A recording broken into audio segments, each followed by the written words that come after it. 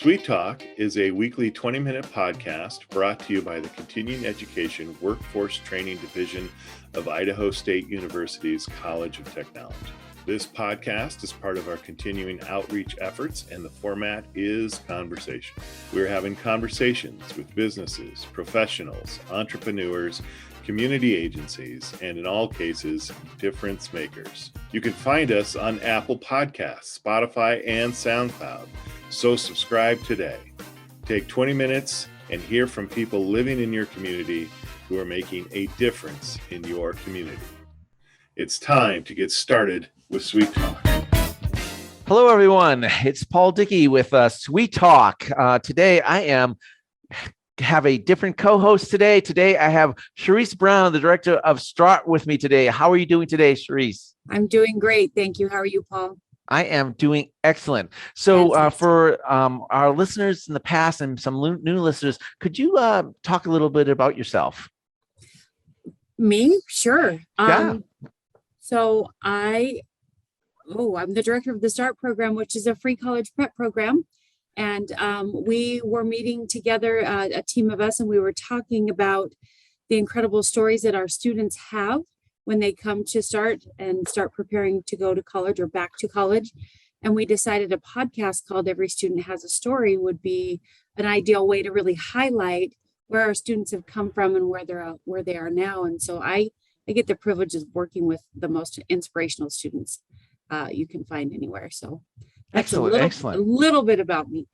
And this is the fourth time you've been on with the guest? I believe so. Yep. Okay. And with that, I'd like to say officially the welcome of our timer that's going to welcome everyone to the show and start that 20-minute timer. And could you please introduce our guest today? Yes. So with us today, we have Alberto Cruz. He is from the first cohort of START, which was back in 2010. And I didn't work here then, but he stopped by a staff meeting a couple weeks back, and I got to meet him. And holy cow, what an amazing story. So we wanted him to come and talk to our students, but he's busy working in his career field that he loves. And so we figured we could get him on a podcast and tell his story this way so that the whole world can hear it if they want to. Excellent. Alberto, how are you doing today? I'm good. Excellent. So you started the START program in 2011, I guess. And could you tell us a little bit about that? Why you started the START program and how you came there? Yeah, sure. I can make a long story short. So I guess I just started. My parents are from Sonora, Mexico, and they came here to just work hard, right? That's in my household. It is work hard, pay the bills. There was no talk of college or school or anything else like that. So at the age of 15, my girlfriend got pregnant, and I dropped out of school to take a full-time job. So at 16, my son was born, and I pretty much went out and worked manual labor, no good insurance jobs for about 10 years. And then I got to this point where I had a business. I was working on a feedlot with my dad, out with cattle, doing maintenance kind of stuff. I got to this point where I did a little math in my head and said, is this what I'm going to do for 40 more years? Mm-hmm. And I just was like, I can't do this for 40 years. So I just I'm going to make a change. So I go up to the STech program and see people using tools, a computer and instruments. And I was like, this is what I want to do. So I went to the administration office, and it's funny now, but at the time I didn't know better. I said, okay, I want to do that program. And she goes, okay, I need your high school transcript. And I said, don't have that. She said, how about your GED? I was like, how do I get that? Because I didn't have it. So she points me to the third floor. I said, okay, I'm going up there. And this is when I ran into START. So I got to the third floor and they said, yeah, we can help you. And START, they told me about START, but what happened was START absolutely embraced me, absolutely said, yeah, come in. That's great. You want to do better for your son. And they just said, no, we have tutors. And I've never had that kind of encouragement. Like I said, my home was work hard, pay the bills. It wasn't about you go to school, you can do better. That's not, which was not a bad thing, but that's just not how it was. So START just embraced me and gave me so much encouragement and told me how I was going to go. And I felt so good. I was like, I'm running with it. So I took it and ran with it. Went into the school, went into STech and did really well there. And I went from there. I mean, my career has just kind of been blossoming. So Could that's you where could you tell me what when you went into STEC, what program did you go into on STEC? it's instrumentation and controls engineering was what I went into. And what is that? So it's an offshoot of electrical engineering. I like the way this sees it. It's electrical controls engineering is an offshoot of electrical engineering, which applies to control theory. So you're maintaining instruments and in the electrical world and calibrating. So it's a fun, well-paid job. So Okay. So if I'm reading you correctly, so you dropped out of school because you got your girlfriend pregnant and you needed to support your family. You needed to support your family, and you just kind of realized this is okay short term, but long term, this is not going to really support my family. Is that exactly? It took about 10 years of just working terrible jobs and realizing this isn't going to work. Yeah, and I'm not so gonna live like this for 40 years. So you dropped out of school. So basically, you ended your education. You completely done, and you were just in the workforce. And then you turned around and you want to improve your life, and then you realized that you needed to start at the beginning, or basically where you should have continued with your GED, basically a high school equivalency. So you were out of education for 10 years. 10 years. How did that transition work? Going from just working to now you're studying again, you're cracking open books. How was that? So that's a great question, because I think it's important that, I dropped out, I had a kid, and then I got myself in a little trouble too. I was out drinking and doing stuff like that. Nothing serious, but I got in trouble. So when I made that decision, I was like, man, I can't live like this, And so the transition was this. I went no school for 10 years to having to get my GED. But here's what the two choices I had in my head. Go stand in cow crap on the feedlot, or get a good job. Those were the only two choices I allowed in my head. So the transition was learning math, learning the times tables, 5 times 5, and that's really what it was. I mean, you kind of know them, but when you drop out at 15, you're done with that. You're going to work. So, like I said, if it wasn't for START, they were, we have tutors. We have come into the study group, and we have these teachers. It's so encouraging. So it was a hard transition. But I think being in the field working jobs for 10 years was like, okay, I'm going to go back to that. So you better get a good job. So that's what I had in my head, was learn it. And so it was rough, but it was well worth it, because apparently I love learning. So yeah. So can I ask you some questions on that? When you came and introduced yourself to us, and you were talking about the number of hours that you spent at the library and with the other cohort member, and how much you guys, you just dove into it, and it was what you did for that amount of time. Can you tell us more about that? I really want people to understand the level of commitment it takes to be successful, but that it's completely doable. Perfect. Yeah. And so it pretty much became my world. So there's another gentleman by the name of Brad Cumber, and I got to bring him up because he was a concrete guy, and he did the same as me. We did really well. And I felt like I had to keep up with him because he was really smart. And we studied together. We went to every single study group there was. We did our own at the library. I mean, I remember us the day before Thanksgiving, we went to the library. Can't remember exactly what day, but it was pretty close. But it is a commitment. You have to wrap your mind. You have to stop going out on the weekends. You have to, if whatever your life is, you have to actually commit to learning. You have to go to school. You have to study. You got tests that are going to come up. So you surround yourself with people in school who are also in the same place, which is START. So it takes a lot of work, but it's so worth it. Think about this. I did 10 years and got nowhere.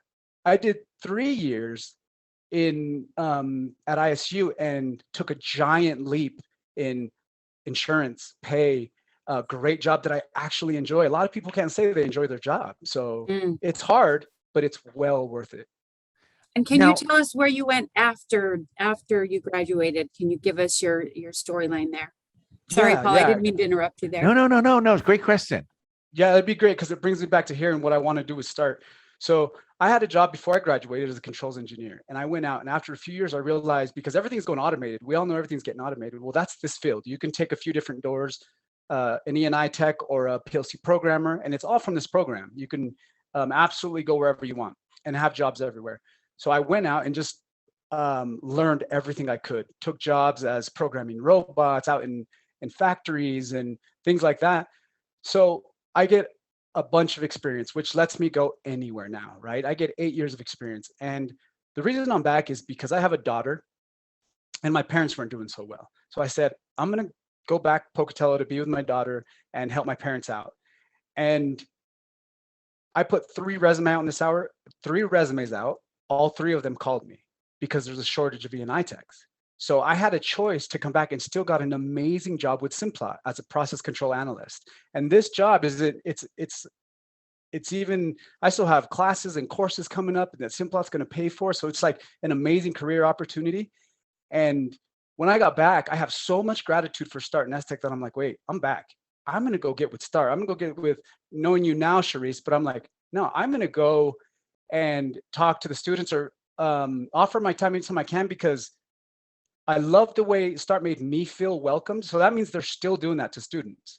So that means I can do that to people and let them know, look, you can make some mistakes in your life. It doesn't matter, right? It's a lesson or you're moving forward. That's all you should have in your head. So I also with S-Tech, I think is important too, that I got 5 major subjects I'm going to cover with S-Tech. And I think these are, because I learned them the hard way. And I think it would be helpful to the students to cut their time in half. I already learned the hard way, and I'm going to give them a whole bunch of my perspective. And I think it'll help a lot of students to get to their career faster because I was out there. So that's kind of where that's at. That's amazing. That's amazing that you're giving back. I mean, it's, and, you know, because some people don't even have the opportunity. And here you are, you've, came into the STAR program, you went to attended ISU, had a successful career, and now you can come back into the area and give back to the programs that gave you so much. I'm tearing. Yeah. He already got me once too. I was like, I can't do this. I got to tell you guys too. I told Gail at the S-Tech, I said, hey, here's my plan. I said, I'm going to stay in my career and then retire and come teach here. Are you okay with that? And, and I mean that. I really mean that. I want to come teach at the S-Tech when I'm done here. And she, I said, if you'll have me. And she's like, we love our graduates. Don't worry about it. I'm like, okay. But that really is my plan. Wow. Eventually come teach. So I love it. So one of the takeaways from you, Alberto, was it doesn't matter when you start. It doesn't matter if you start when you're 18 or you're 26 or you're 39 or you're 52. The point is that it's never too late to seize the opportunity, right? Well, it's not only not too late. Sometimes you need that motivation. I did so well because I looked at all that 10 years of doing nothing. Yeah. And so I think, and that's what I mean by helping you out, Charisse, and Start is, I think if I go, talk to someone who's 26, 39, 45, doesn't matter. They're going to go, oh man, this guy did it. Yeah. So yeah, exactly. There's never too late to start. And as a matter of fact, sometimes that might help you being out in the real world and go, man, so yeah, I think it's going to be great. Yeah. And part of it too, that I feel that I've seen, when we have previous students come back and speak to our current students, is they can see themselves in you, right? Yes. They can look at you and go, that can be me in 5 years or 3 years or 10 years or whatever their educational commitment is that they're doing. But it's such a powerful thing because you've done it. You've walked the walk. You've done it. And so I just really appreciate that you came back and visited us and that you want to be a part of what we do. Yeah, it was important because, like I said, I feel gratitude, and I'm like, I can't just leave it at that. And so that's why I was like, I'm going. That's why I went and talked to you. I'm like, I'm going over there. So yeah, I just feel like it's important to, as you said, Paul, like give back. That's great. So I got to ask you like a little personal question here. Sure. I mean, you dropped out of school because your girlfriend got pregnant, and you had a son, and then you came into STEC program. Your son was about 10 years old, and I'm thinking that your son's around 20 something years old now. Yeah. So my son is. Yeah. So do you are you encouraging him to seek higher education? What is his career path?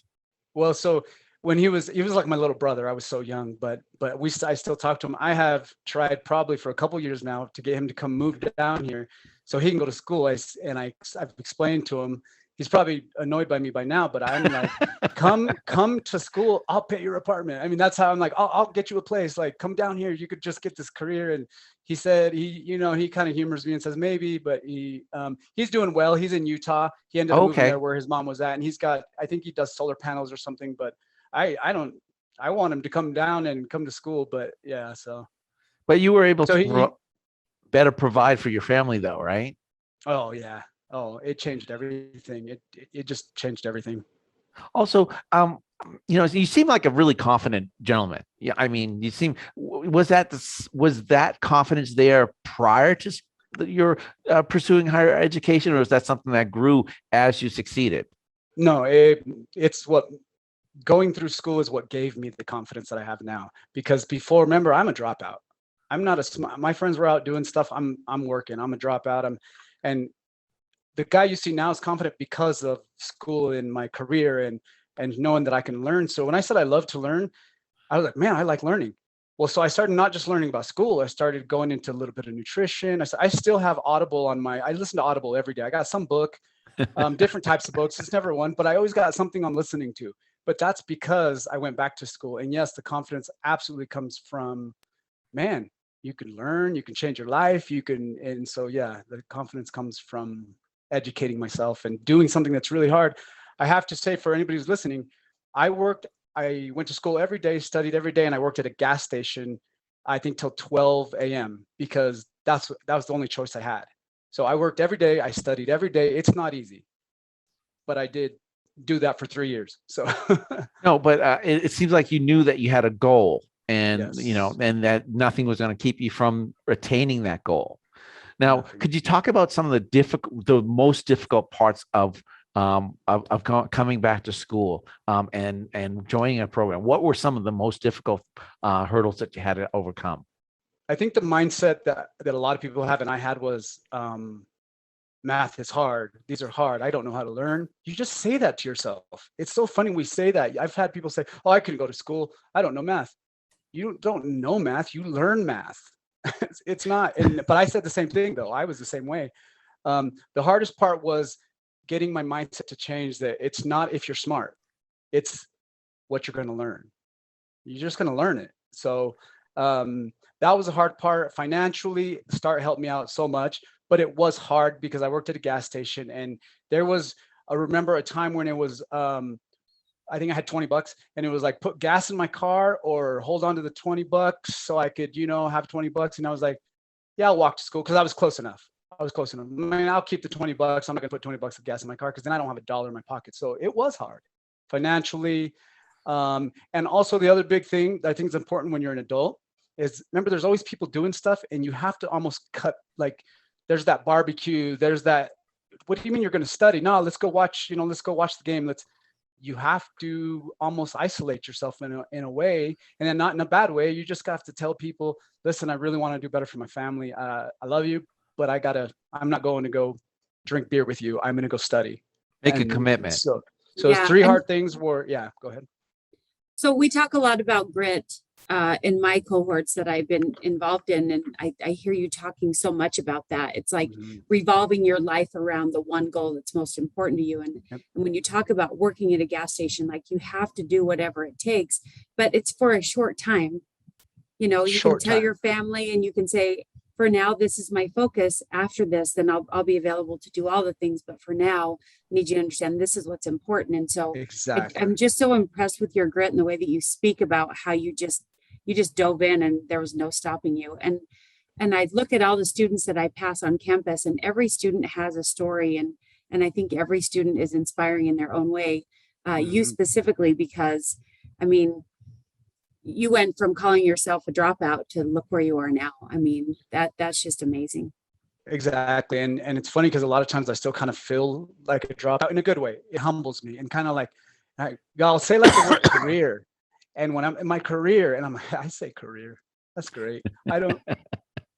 If you're a dropout, you don't even have the word career in your vocabulary. That's not even a word in my household. My parents don't even speak English, and they college and career, you don't hear that stuff. So I still, sometimes I'm like, man, I say things that are great like that. But I'll tell you another thing about the gas station. I have you telling about the grit. I was working at the gas station and my buddies came in to buy a beer and they're like, "What are you doing?" And I mean, you should have seen the looks on their faces. Like you're like, they're about to go out and have some fun. And I'm sitting at a gas station and they just looked like, "What are you doing? You know?" And it was like, well, have fun, guys. And I just couldn't. You have to have that mental grit and go, all right, yeah. So You made a decision. Now, could you just touch just slightly on the moment? I call it those aha moments. When you're in a program, you're working through the program, and all of a sudden it's like dawn breaking, and you just go, I can do this. I know what I'm doing. This is attainable, and I understand it now. I think it was because when I first got in, I struggled, and I finally got in school, and I did some tests, and I did really bad on the tests. I think I failed one or whatever, and I think I went and talked to one of the counselors. She's not there anymore, but I was like, I'm done. I don't even need to be here. I can't even do a test. And I think that moment you're talking about is like when I got my first A. Like it was in math. It was in math, and I remember he handed me that, and it was an A. And I was like, oh, wait a minute, I could do this. And I remember studying all week, though. I remember studying like crazy. I'm like, wait a minute. And that A was like, felt so good. And guess what? I kept getting A's for the rest of those A's felt so good. But, I remember then I studied 5 days. And I feel like nobody else studied, but that wasn't the truth. But I just felt that way. But so basically, it's not just hey, I got an A, but I worked for that A. Yeah, that was the key. I realized I studied for like the last 4 days in a row, and I got to say, and it kind of clicked. I'm like, oh man, you can't just get this. You have to put the hard work in. So I am tearing up. That is amazing. I love these stories, and I really appreciate you coming on and sharing this. I mean, again, there's so many people that you run into on it. Oh, that's the timer. There's so many people that, oh man, it goes by fast. There's so many people that you run into that say, I can't do this, I can't do that, I can't do this, that's too hard. And they don't understand that the people that have the career, that have been successful, they've had those moments themselves. Exactly. And I appreciate you coming on and sharing that, because then people can relate. And see that they see a little of themselves in you, and go, oh, if he thought that about himself, I could do that. And I think that's it. I think people just need encouragement and something to relate to, that they can be successful. Exactly. That's a good way to put it. Exactly. Hey, I want to thank you both for coming on today. I really appreciate, Alberto. Your story is so moving, and I'm so it's so great that you're giving back.